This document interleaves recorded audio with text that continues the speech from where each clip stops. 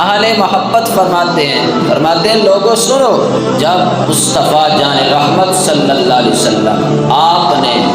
قدم مبارک احد پہاڑ پر رکھے تو احد پہاڑ نے مصطفیٰ کے قدموں کا بوسہ لیا اور اپنی قسمت پہ ناز کرتے ہوئے وجد کرنے لگا کہ یہ اس کا ہلنا، حرکت کرنا، یہ تو عام حرکت اور عام ہلنا نہیں تھا، یہ تو مصطفیٰ کے قدموں کا بوسہ لے کے وجد کر رہا تھا کہ میں کتنا خوش نصیب ہوں کہ آج مجھ پہ مصطفیٰ کے قدم رکھ چکے۔ اور اسی احد کے پہاڑ کے بارے میں میرے حضور نے ارشاد فرمایا احد جبل یحبنا ونحبہ، فرمایا ہے پہاڑ، ہے بے جان چیز، لیکن سنو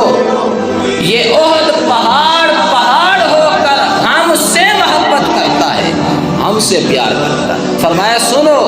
صرف یہ ہم سے محبت نہیں کرتا، ہم بھی اس سے محبت کرتے ہیں، ہم بھی اس سے محبت کرتے ہیں۔ پاس پتھر کے بنے ہوئے پہاڑ بھی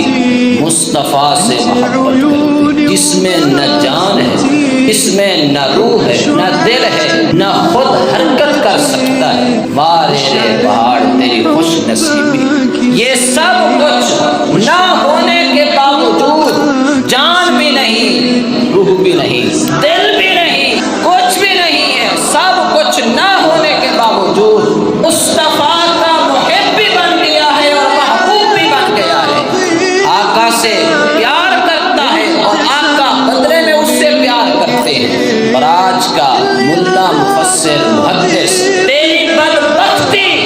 یہ سب کچھ ہونے کے باوجود جان بھی ہے، روح بھی ہے، دل بھی ہے، حرکت بھی ہے،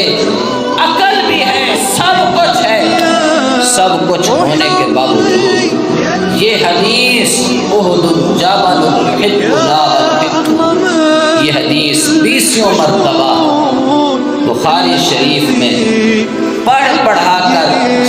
سنا کر تجھے محبت رسول نصیب نہ ہو۔ بے عشق محمد کے جو پڑھتے ہیں بخاری، آتا ہے بخار ان کو، آتی نہیں بخاری۔ اور پھر اس حدیث نے ہمیں یہ سبق دیا، لوگوں سنو،